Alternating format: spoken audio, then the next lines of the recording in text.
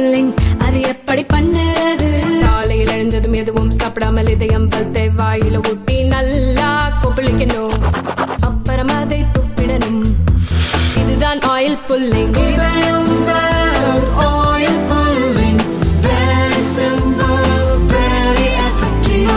Cinema comedy நடிகர் கஞ்சா கருப்பு மதுரவாயில் கிருஷ்ணா நகரில் ரமேஷ் என்பவரின் வீட்டை 20,000 ரூபாய் வாடகைக்கு எடுத்து தங்கியுள்ளார். சென்னையில் ஷூட்டிங் நடக்கும் போதெல்லாம் இந்த வீட்டில் தங்குவாராம். இச்சூழலில் வீட்டு ஓனர் ரமேஷ் மதுரவாயில் போலீசில் கஞ்சா கருப்பு மீது புகார் அளித்துள்ளார். 3 ஆண்டுகளாக கஞ்சா கருப்பு என் வீட்டில் வாடகைக்கு குடியிருக்கிறார். பல மாதங்களாக அவர் வாடகை தருவதில்லை.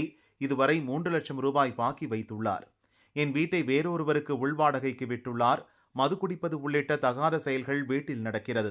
வீட்டை லாட்ஜ் போல மாற்றிவிட்டார் என புகாரில் கூறியுள்ளார். போலீசார் விசாரித்து வரும் நிலையில் வாடகை பணத்தை கொடுத்து விட்டதாக கஞ்சா கருப்பு தெரிவித்தார். வீட்டில் இருந்த கலைமாமணி விருது, பணம், ஆவணங்கள் உள்ளிட்டவற்றை ஓனர் ரமேஷ் திருடிவிட்டதாக அவர் மீது நடிகர் கஞ்சா கருப்பு புகார் கூறியுள்ளார்.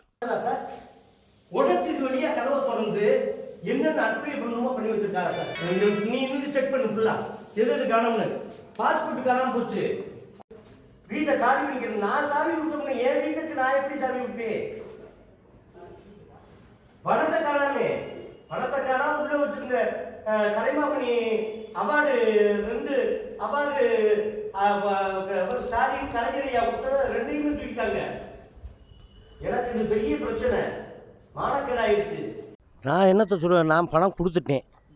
அவர் பையன்டாப்பில் பணம் கொடுக்கலின்னு சொல்கிறாரு. நான் மொத்தமாக அப்பப்போ கேஷ் ஐட்டமாக வாங்கிட்டு போயிருக்காரு. இது போக அவர் ரொம்ப நாள் பொய் சொல்லிக்கிட்டு இருந்தார். நான் அதுக்காகத்தே அவருக்கு அக்கௌண்ட்டில் போட்டு விட்டு ஸ்க்ரீன்ஷாட் எடுத்து வச்சுருக்கேன். போன மாதம் கூட 40,000 ரூபா போட்டு விட்டுருக்கேன்.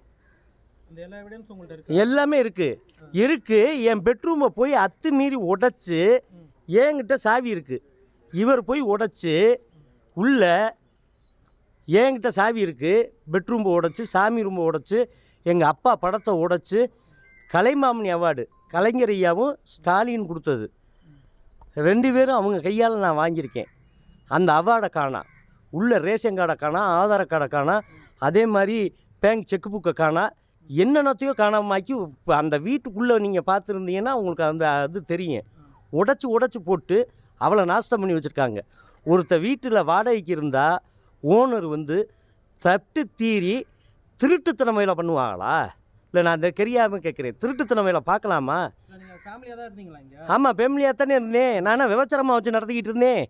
இல்லை என்னமோ நான் பார் வச்சு நடத்துறது மாதிரி உள்வாடகைக்கு விட்டோம்னு அந்த ஆள் சொல்லியிருக்காரு.